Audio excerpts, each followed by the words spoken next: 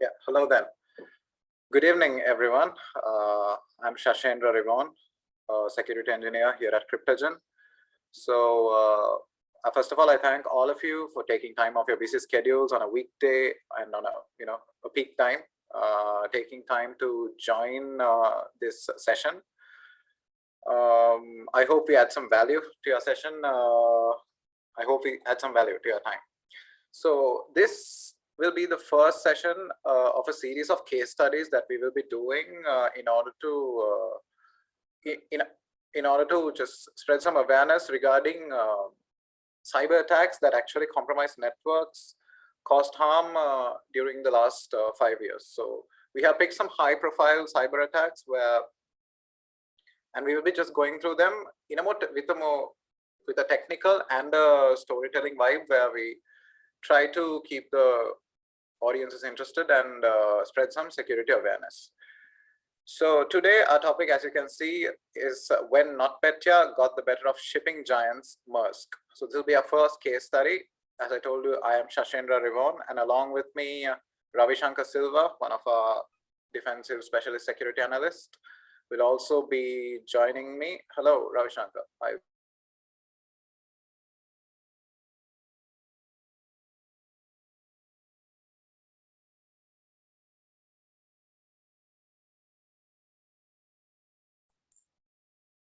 Hello, everyone.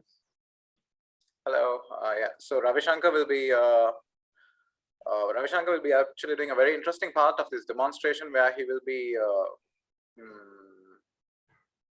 be going through one of the malware samples that we came across.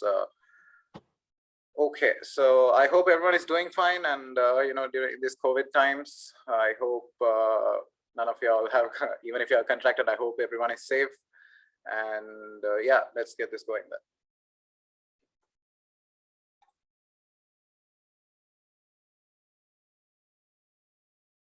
Okay, so before I get started here, so let me set some ground rules. So as you know, during the session, as we are planning this to be a public session, we don't want people to be talking in the middle. So I kindly request all of you to stay muted during the session. And if you all have any questions, queries, in the chat box, you'll find a participant called CryptoSoc. So that is our team behind the scenes supporting this event. So you can text them. You can send them a message regarding what kind of queries you all have. If you have any issues, you can send them a message, and they will reply promptly. And to claim CPE points, anyone who is for certifications, please drop an email to register at CryptoGen.com, so that on request we can provide email, so letters of proof that you attended this event. I hope I'm audible. Ravi Shankar, am I audible? Is everything fine? Is the presentation visible? Yes, sir. Yes, you're fine. All right, cool. Okay, let's get the ball rolling then. So what do we have in store for you? So today we will be talking about NotPetya. So NotPetya is a malware that actually caused havoc back in 2017. So in this session, what we will be doing is we will initially be covering about NotPetya, the technical and NotPetya actually has a bit of a political background as well, which might interest a few here. So we'll be covering that aspect as well, and then Ravi Shankar will be we actually picked a NotPetya sample from the internet. We actually detonated it, and we come in one of our lab setups. So Ravi Shankar will be going through the findings of that, and then we'll be moving on to the story today, which is how Maersk, one of the biggest shipping, the cargo industry players in the world, was compromised back in 2017. A large shipping network brought down to their knees, and we'll be winding the session up with what can we gain from these lessons learned, and if you have any questions, we will try to answer as much as possible if time permits as well. All right. Okay, before we go into NotPetya, so malware. When it comes to malware, I think in the last 10 odd years, malware has come a long way, because malware now is very sophisticated. As during the course of this session, you will see malware has become very sophisticated and state funded. Gone are the times where malware was just considered to be little, viruses and trojans compromising your systems here and there. Now they're armed to destroy. They are armed to, when it comes to cyber warfare and concepts like that, they're not concepts anymore. It is a reality.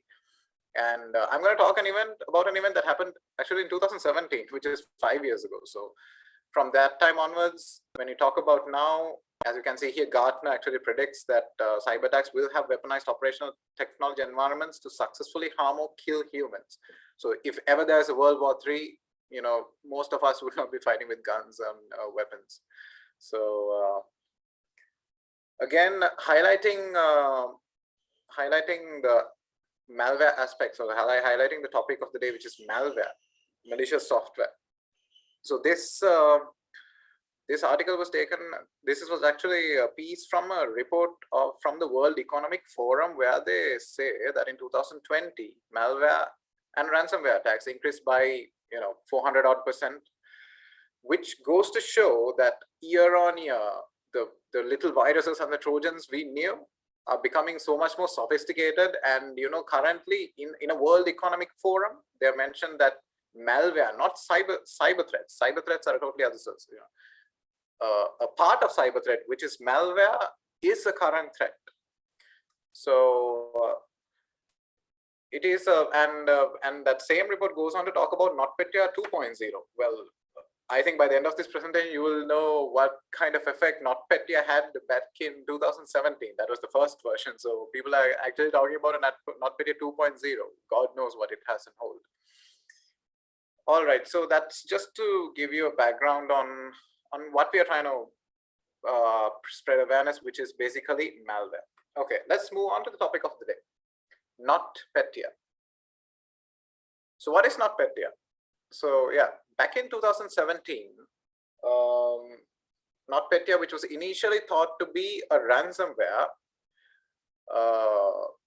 compromised so many networks across Europe, across the world in a very short time. In June 2017, there was so many computers around, so networks all around the world were compromised. Their data was encrypted and there was no way of getting them back. And within 1 to 2 days, it became a global event where the same behavior, the same way of compromising was seen in so many networks. So it was at the time, it was thought to be one of the most damaging cyber attacks in the internet, because when your network was compromised, there was no way of getting them back. They were encrypted and they were gone. And the speed at which it spread, because usually malware is found in isolated systems here and there, on a good day, maybe on 10 systems at a time. But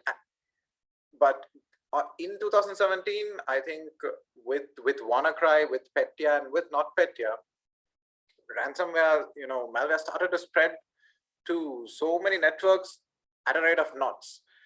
So yeah, talking about NotPetya, initially it was thought to be a ransomware, just like WannaCry. WannaCry, I think most of the audience here are familiar with WannaCry, which was, which encrypted a few computers in a few thousand networks in Europe, and a security engineer in England was able to find the kill switch where he could decrypt decrypt the data. Yeah, so that too happened in 2017. So 2016-17, ransomware was the hot topic. So when NotPetya actually started compromising networks in England, Germany, USA, UK, within the space of 2 to 3 days, people thought it was Petya all over again.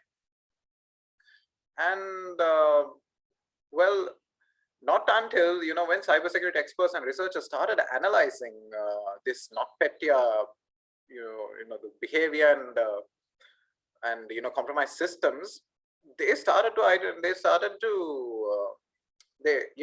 out that there was a deeper motive towards it. This wasn't just a ransomware just to get money. So how does a ransomware work?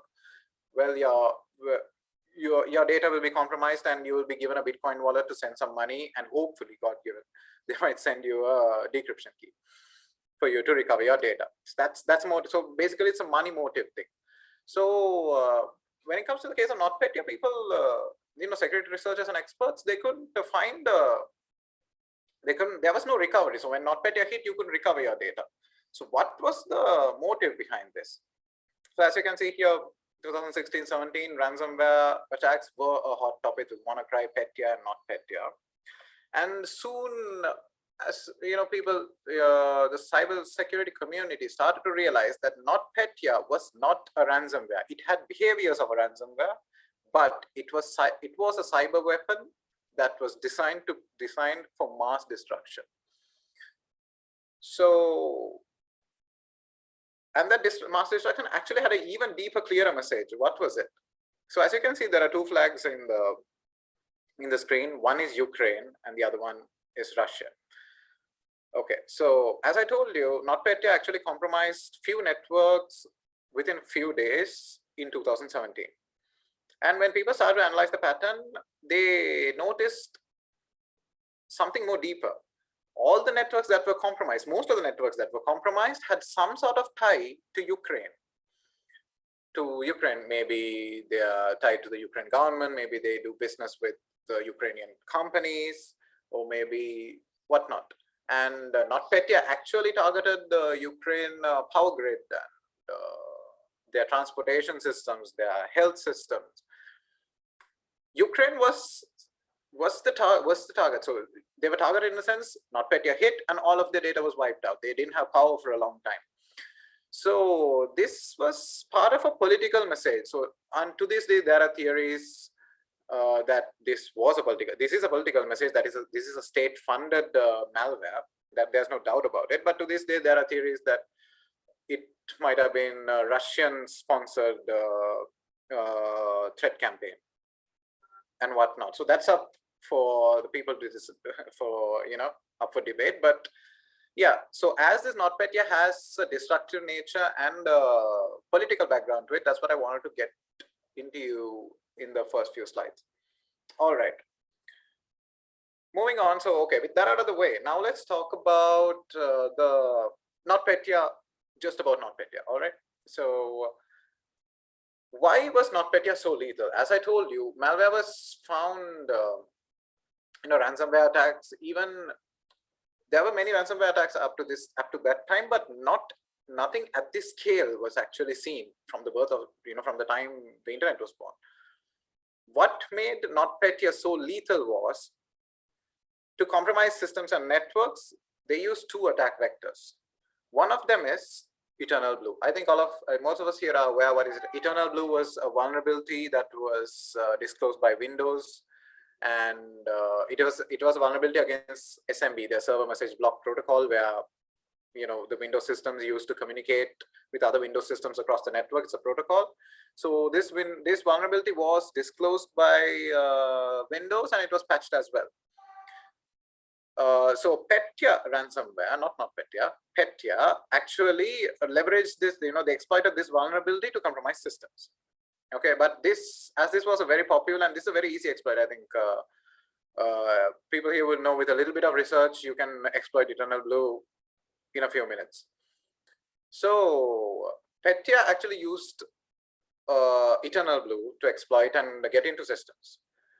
NotPetya coupled this with credential capture. So using a tool called Mimikatz, what NotPetya would do is it would dump credentials from the RAM of local credentials from the RAM of the compromised system, so that they will have credentials to laterally move across the network. So basically, Eternal Blue was used to compromise, NotPetya used Eternal Blue to compromise systems that were not patched against the vulnerability. And it used Mimikatz to actually steal credentials of systems that were already patched. So couple these both together, we have a lethal combination that actually could move from network to network, system to system within a matter of minutes. As further down the line, you will know why, how fast it actually moved. So Andrew Berggren, a very famous security researcher at the time, at the time there was a lot of confusion, thinking that Petya was again causing waves in 2017, and he posted saying, old worm, old malware. Did I miss something? Oh, are we really that screwed? So like if people were already compromised and if haven't they patched against Eternal Blue, are we that screwed as a cybersecurity community? That was his message. Yeah, as you can see, it was posted on the 27th of June where there was confusion whether this was Petya or not Petya, whether this was ransomware, and what was the real motive behind it.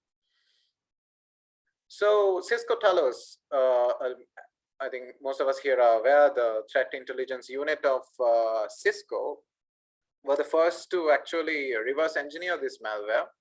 So once they reverse engineered, they, theoretically said that this could spread to about 5,000 endpoints in about 15 minutes, which in itself is scary. At that time, in 2017, this kind of spread was not heard of when it comes to malware. But in practice, it was actually a lot more viral. It was a lot more faster than that. Yeah, further down the presentation, you will see. So so we spoke about the initial how NotPetya establishes initial access into a system. So once they establish initial access, what NotPetya would do is it would take about half an hour to an hour and a half to actually to initiate an automatic reboot. So what a Windows system user, they'll be just working, they would know that they're compromised, and in about an hour and a half, an automatic reboot will happen. Why this reboot will happen is, when the reboot happens, the master boot record of the Windows system, will get wiped off. It is damaged. And from that point onwards, your file, not that your files are encrypted, your files are gone. They cannot be recovered. When you see a reboot restart sign in your computer, and if you're compromised with NotPetya, by that time, game over. That's it. You all are compromised and your data is gone for good. So yeah, that's how NotPetya basically works, technically. So as I told you, here at CryptoGen, we like to get our hands dirty. So what we did was we took a NotPetya sample out of the internet, and using our sandbox environment,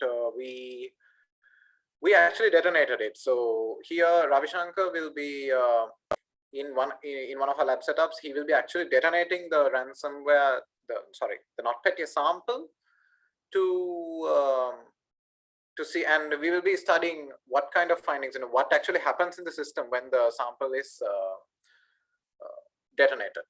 Yeah, Ravi Shankar, over to you.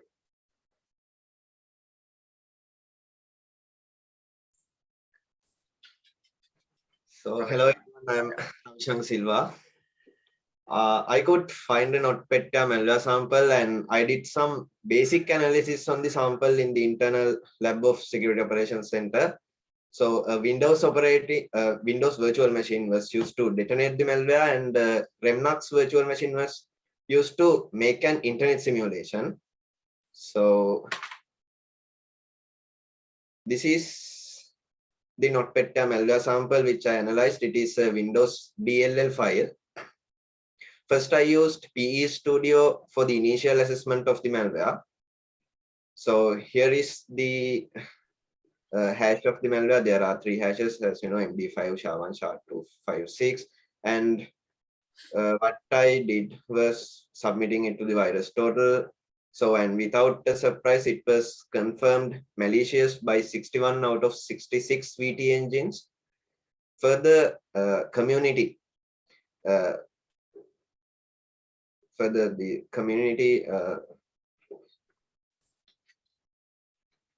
even the community at the time, I think, said that it was part of the Petya malware family, right?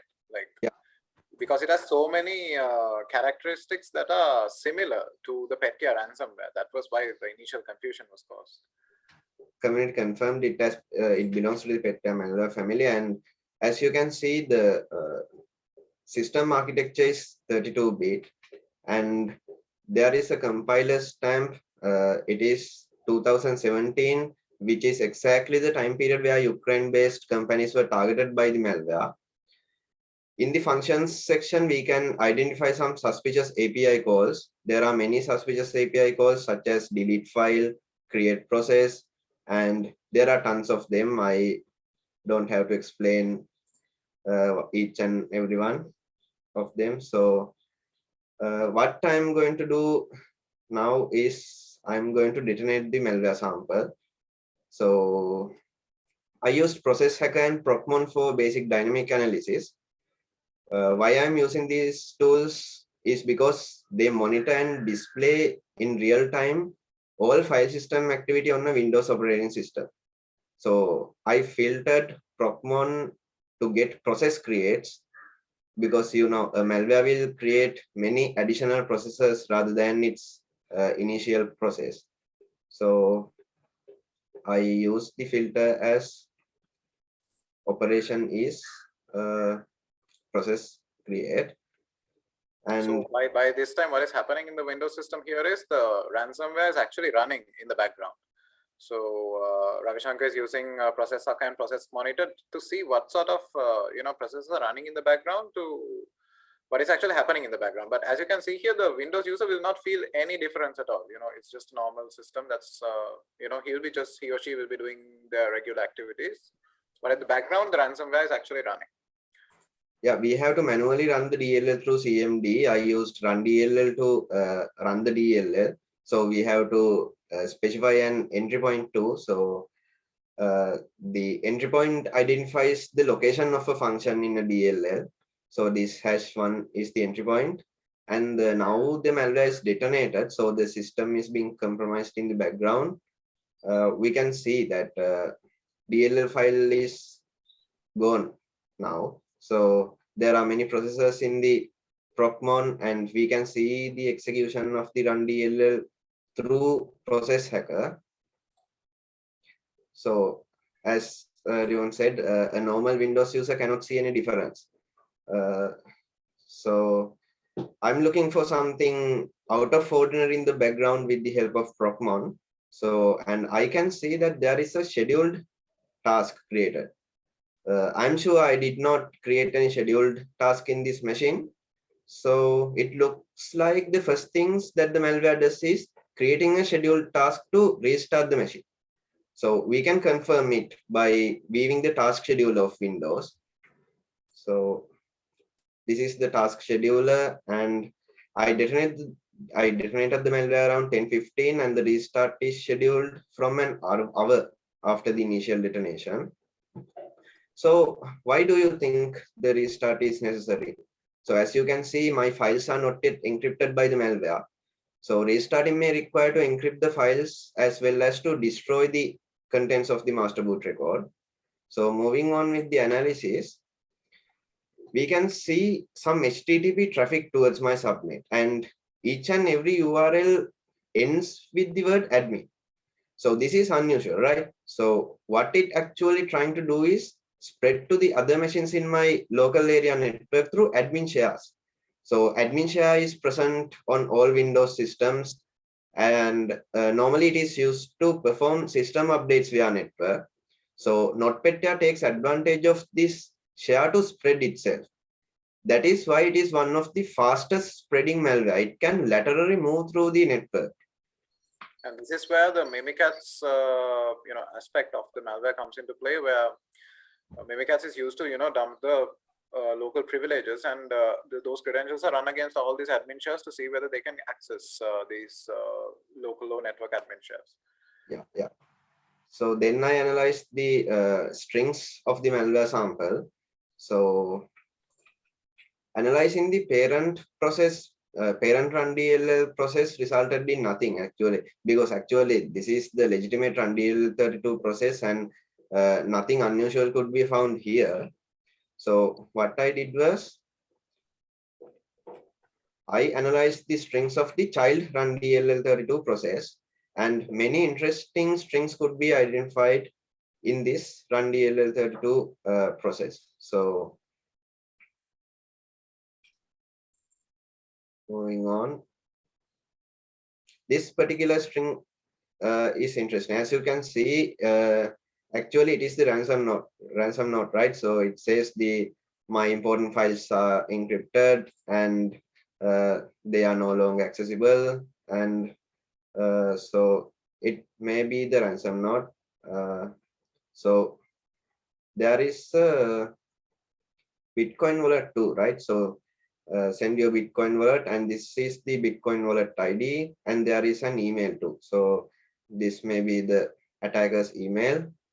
So remember the admin share thing. So let's look if there are strings related to the admin shares.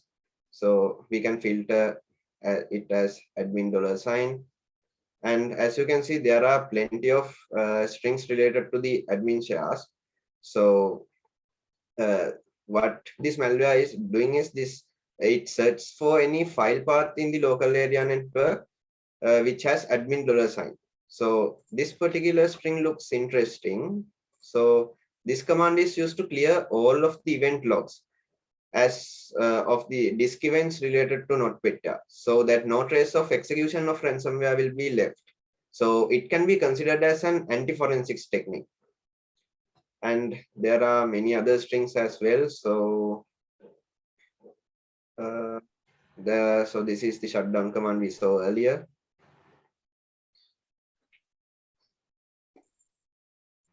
So analyzing further, we can come across a note about disk repairing utility. So repairing file disk system C, it looks like the legitimate CHK DSK Windows utility is running. So it looks like the ransomware executes a fake disk repairing so that until the files are being encrypted. So we don't know that for sure. We can confirm it when the system restarts, right? So yeah, I think this fake disk repairing utility is actually run so that, when this is running, no one would actually, turn the computer off or do anything. So this is to make sure that the whole hard drive is actually encrypted. They're not leaving any bits or pieces behind. So by, when this disk utility fake one is running, we would just, look at it and stay for it to finish. But at that time, what actually happens in the background is the whole hard drive is getting encrypted and lost and gone. So there are many strings, so they don't look interesting at the moment. So let's give the malware what it wants, right? So what this malware wants, which is the restart, right? So it requires a restart to encrypt the hard drive. So what I'm going to do now is perform the restart myself. So in order to perform the restart myself, we can run the scheduled task. So remember the scheduled task. So we can run it ourselves. So it executes, and then this will restart the machine. So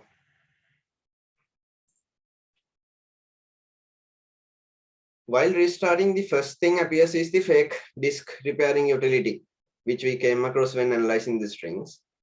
So it looks like the legitimate disk repairing utility is running. However, what actually happening behind the scenes is that it is encrypting my hard drive and wiping some contents of the MBR. And so this took a lot of time to finish actually. So this took a lot of time.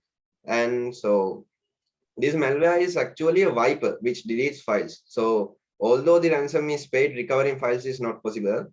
So this is the major difference between Petya and NotPetya.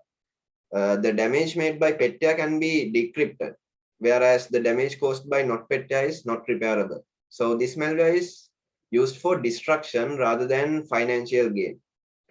So after which again goes to show, although it has ransomware characteristics, it is a piece of code that was created for mass destruction. Yeah, so we can call it actually it is a cyber weapon. So it is a mass cyber weapon. So after this fake disk repairing is over, it will display this scary ransom note. So it requires us to pay $300 worth of Bitcoin. So ransom note contains all the information we came across earlier when analyzing the strings, right? Such as Bitcoin wallet address and email. So I used a wrong key and it displays that my key is wrong. So at this point, I can't access my machine. I can't even view the desktop. Ransomware has taken over the control. So this is actually a cyber weapon, right? So we can call this malware a cyber weapon because of its destructive nature. So this concludes the analysis of NotPetya malware. Riwan? Yeah, Ravi Shankar, thank you. Thank you very much for going through the trouble. I know you had to, reverse your snapshot many times to actually get the full analysis done, because it is a very, it is pretty different when it comes to analyzing other ransomware samples, because of the way it handles itself. So yeah, so that's the technical and the political background behind NotPetya. Okay, so in 2017 June, NotPetya actually started compromising the networks all around the world. And within a couple of days, they were wiping out networks for fun. So basically, there were many major players, major networks, major companies that were actually impacted during this malware campaign. Some of them are Merck, which is a well-known large pharmaceutical company in the US. Their losses were actually in the billions, because billion dollar range, because of the impact this this piece of code had. TNT Express, and again Saint-Gobain, one of a multinational French construction company, again faced huge losses because they were compromised by NotPetya, and they just couldn't get their data back. And Durex, I think none of us here need an introduction. Even they incurred a lot of monetary loss. So the companies I mentioned, or the networks I mentioned, actually they had a massive monetary loss. But when it comes to a political or a global scale, which had the potential to have the biggest impact, was when NotPetya actually compromised the shipping line, the network of the shipping line of Maersk. As you can see, this Maersk is a massive. They are the biggest shipping cargo company in the world. And I think this branding, even in Colombo, you might have seen containers with this branding moving here and there. So it is just to give you an idea of how big Maersk actually is. So Maersk actually handles 25% of the world's food shipment in an year. So approximately 25% of the shipment when it comes to food actually moves through Maersk. So that is to give you an idea of when it comes to global economics, what a big player Maersk is. So Maersk actually was compromised by NotPetya. Their whole network was actually wiped out, and their IT infrastructure was down within minutes. So this was, looming, an economic global crisis actually was looming. Okay, so let's now go down to that showpiece where I'll be taking you through how NotPetya actually compromised Maersk. All right, so so the background to the story is Linkos Group. Linkos Group is a Ukrainian company, a family-run Ukrainian company that actually builds and maintains this software called MEDocs. So MEDocs is a accounting and a taxing software that is used by anyone who does business with Ukraine. Uses this software to comply with their tax regulations and to do their taxes, payrolls. It is it's a software that everyone working with Ukraine actually has in their network. So these are state-sponsored hackers that created NotPetya. What they actually did was they compromised Linkos Group and compromised one of the MEDocs update servers. So this small family-owned company, Linkos Group, became ground zero to one of the largest cyber attacks or cyber breaches in the world. So, as by compromising these update servers, what they had access to all of their clients, all the networks that were running MEDocs. Because their updates had to go, patch updates, security updates that were sent from this server had to go from this server. So they compromised this server, and they literally had access to all of their clients' networks through this backdoor that they had established. So yeah, in June 2017, hackers actually compromised Linkos Group update servers, and and compromised many networks all around the world. And Maersk was no different. So one fine day, a server admin in Maersk, what he did was he just logged in with his privileged server admin account, logged into MEDocs, did his inventory and logged out, and did his daily regular operations. But little did he know that that server was actually compromised, and that server, which later Maersk confirmed was actually patched against Eternal Blue. It was patched against Eternal Blue, but NotPetya was actually on the lookout for credentials. And when the server admin gave his privileged credentials that has the keys to the whole kingdom, actually, once NotPetya captured those credentials, those privileged credentials, they were able to move laterally across Maersk, across their global network at a rate no one has ever seen before. So Mimikatz actually dumped those credentials, and within 7 minutes, the whole network, that is 49,000 computers, 7,000 servers, and 150 domain controllers, all went offline. Like their total IT infrastructure was compromised within just 7 minutes.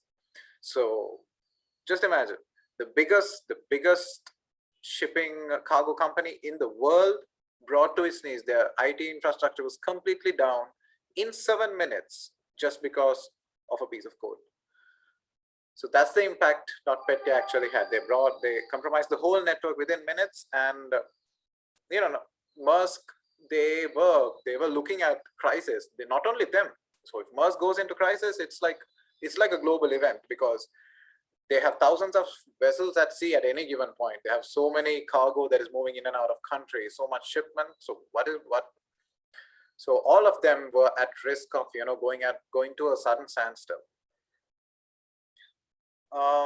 So in June 27th itself, so what Maersk did was they actually came out and they announced that they have been hit by this ransomware, which they actually thought at that time was Petya.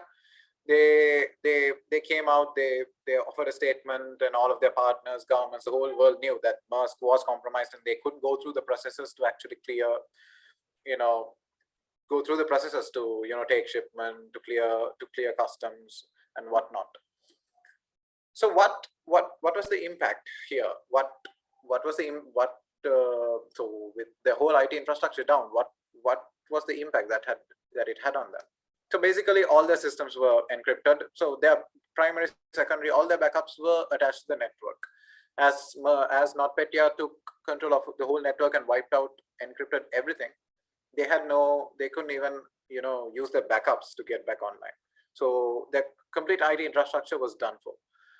And then $350 million of direct loss is what Maersk faced, but the overall loss, from their partners and to their operations, and because of the network being down for so long, is said to be in the billions. It's $1 billion, in the $1 billion range. So the monetary loss cannot be compared to anything else as well.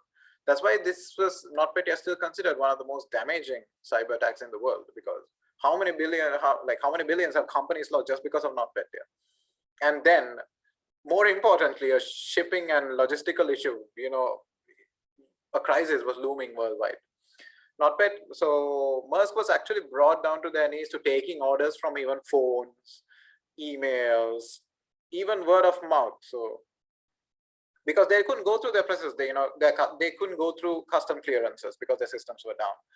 So there are fascinating stories when it comes to this. So when what happens is what had happened is certain governments actually were very lenient towards Maersk, and they just let their cargo move through their ports. Their ports authorities, they just let it move through their ports without custom clearances during the time they were down, because what can you do? They can't go through their processes. They have so much shipment coming. You can't just stop. You can't just stop and keep them, because at one point, I think in a port in the USA, maybe New York, I'm not really sure. At one point, they had 3,000 trucks lined up, causing a massive traffic jam because of this issue. So this campaign, this malware campaign was, had so many connected problems as well. So yeah, a worldwide supply crisis, shipping crisis was actually looming, and that was what the impact that was, the impact was that serious. Just a piece of code. So Adam Banks, the CIO of Maersk at the time, I think he's the CIO still as well. So he was on record saying all fixed lines were inoperable due to the network damage, and because they'd been synchronized with Outlook, all contacts have been wiped out from mobiles, severely hampering any kind of coordinated response. So, being the CIO of that company, there are people who envy his job, but I don't think anyone envied his job at that point, because where would he turn? What decision would he take? His company is going down the drain. There are, millions of vessels, thousands of vessels at sea, not knowing what to do, because even the radar systems were connected to the network. They didn't know what to do. This is economic problems, and where would you turn? What kind of decision would you take? So yeah, they were able to actually come out of it. They step by step they took, because of the certain reasons I'm going to mention down the line. They were able to actually recover parts of the network, and because of the trust and because of the brand reputation they had, most of the government supported them to actually move cargo in and out of the country without much regulations during that time. So yeah, so the impact that was caused to Maersk cannot be compared to any other company currently. All right, so the recovery process. So the whole network of Maersk is compromised. So how did they recover it? So there's another fascinating story. So Maersk had 150 domain controllers controlling their Windows environments all around the world. All of them were wiped out, okay, except for one. This one domain controller was in the African country Ghana. Actually went offline about 2 hours before NotPetya compromised the Maersk network. About 2 hours before, Ghana went offline. The data center in Ghana that was holding the server went offline because of a power cut. So yeah, as Sri Lankans, we go through a fair share of power cuts. I think at this point in time, we can say that power cuts are also a cyber defensive measure of some sort, because this one domain controller, this hard disk was actually transported from Ghana all the way back to the UK, where the recovery process was happening, and they recovered parts of the Active Directory environment using this one domain controller. So yeah, that's why I've named this slide a total fluke, because they have they recovered the Active Directory environment, because building that from scratch would have been a total nightmare. They recovered via a total fluke, which was a power cut in an African country. So basically, they were able to get their IT infrastructure back online. Not all of it, most of it was actually damaged. They had to, go from scratch. But it took in about 9 days, the network was back online. Certain parts of it, the critical parts of it, were back online, and they were able to function again. The network was able to function again. So this is how they recovered, and because of the brand reputation and because of their transparency, they were able to evade a crisis. Not only them, they were at a global scale. All of us were, I think, we have evaded that crisis of a supply crisis, a logistical crisis. Yeah, all caused because of a piece of code that could just wipe out systems at will. So NotPetya, not only Maersk, as I told you, it targeted the whole everyone that was related to Ukraine, their power grid, their transportation system, their health records, and so many companies, networks that were related to Ukraine were taken down in 2017. So yeah, as a cybersecurity community, so we are winding up here. So as a cybersecurity community, what can we take from this from this story, or from this scenario, from this case study? Firstly, I think there are a few technical things we have to take. One of that is automated detection and response. So when I think for current enterprise level networks, automated detection and response is a must. It has become a compulsory thing because when systems are, as NotPetya approved, they are NotPetya is capable of compromising 60 or 1,000 machines in 7 minutes. So if this sort of a malware actually hits a network for incident response or security operations teams to, with human power to respond within 7 minutes, or to stop such an attack spreading, is pretty much impossible. So technologies such as EDR, SOARs, the automated detection and response space has come a long way in the last 10 years, where if properly configured and if the correct tools are chosen and applied in the networks and implemented in the networks, a certain level of automated detection and response can be applied. So basically, if you take this example, an EDR solution, if an EDR solution was present in one of the for example, on the server that was compromised by Maersk. So that EDR solution will actually, using its behavioral analytics, EDR solutions have the capability of understanding that a ransomware has compromised the system. So what it will immediately do is, if configured properly, it will isolate that server from the network, so that although the server is compromised, it wouldn't spread as virally as it would have. Maersk actually had automated detection and response to a certain level, as they said, but they didn't have it to the level they should have. So I think any enterprise level network should have automated detection and response to a certain level to mitigate threats from, well, not only from compromising, from going viral and taking down your whole network. And another very important concept is another very important tool that you should have is PAM, Privilege Access Management. So again, if you take this NotPetya compromising Maersk as an example, it only needed the server admin's credentials to laterally move across the network because it was a privileged account. So if you properly configure a PAM,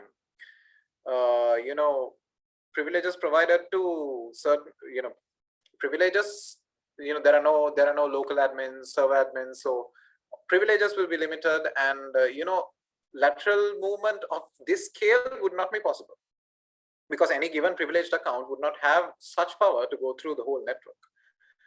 So again, I think for any mid to large enterprise level network should consider a PAM solution and PAM solution. So yeah, moving on, I think the third and fourth points go hand in hand.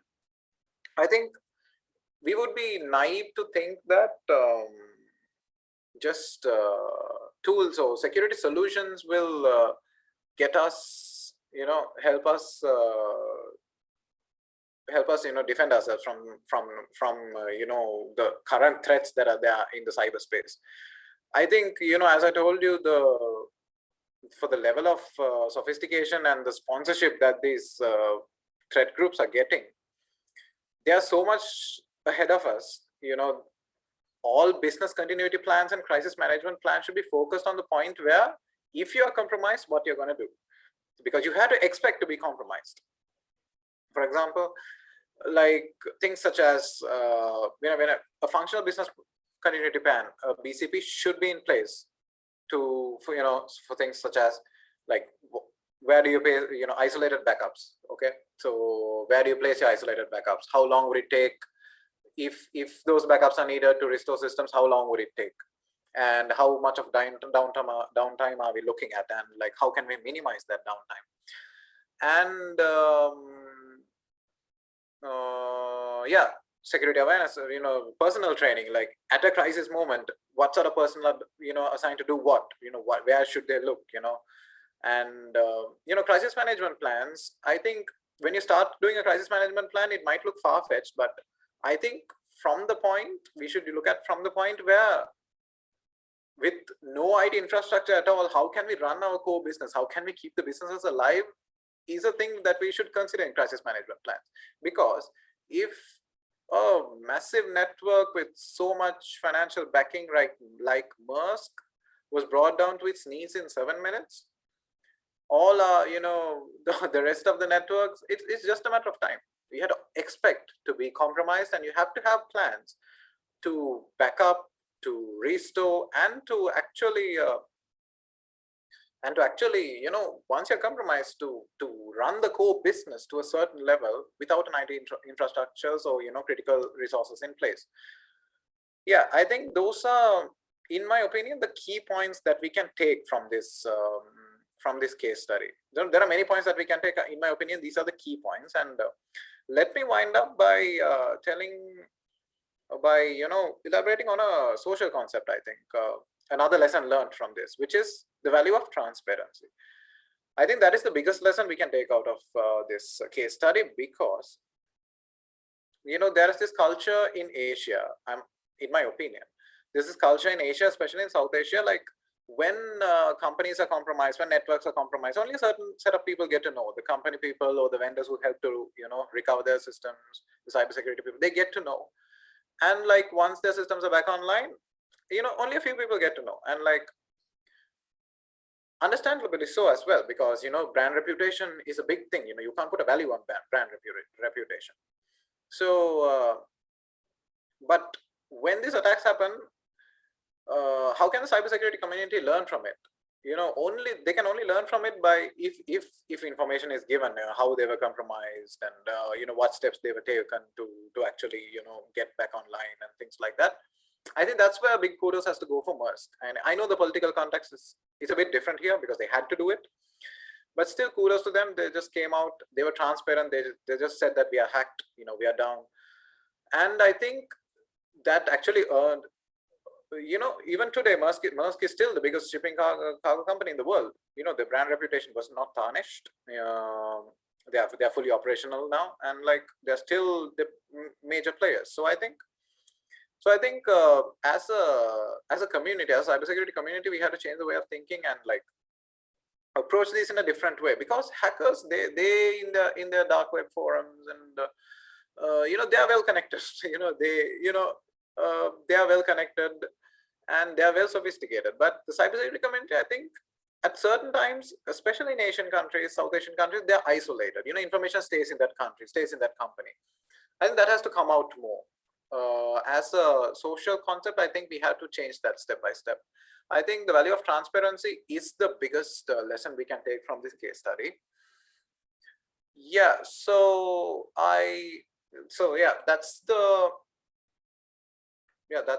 that's how it all went down. So thank you everyone for joining this session. So we are right on cue. So it's 6:28 now. Yeah, so if you have any queries, please email us to defense@CryptoGen to claim CP points. Drop an email requesting a letter so and so to register at CryptoGen. And do we have any questions? Again, thank you for everyone who actually stayed by for this 1 hour. I hope we added some value to your time.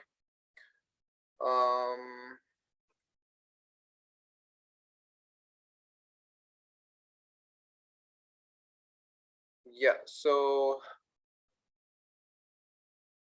yeah, as the time is winding down, I have a request for all of you. This time next week, next Tuesday evening, two of my colleagues, Prabhuddha and Ovin, will be talking through the second case study, which is SolarWinds, the supply chain attack. So I invite all of you to be present at that time as well. So again, thank you everyone, and I hope all of you get a good night's sleep. Thank you.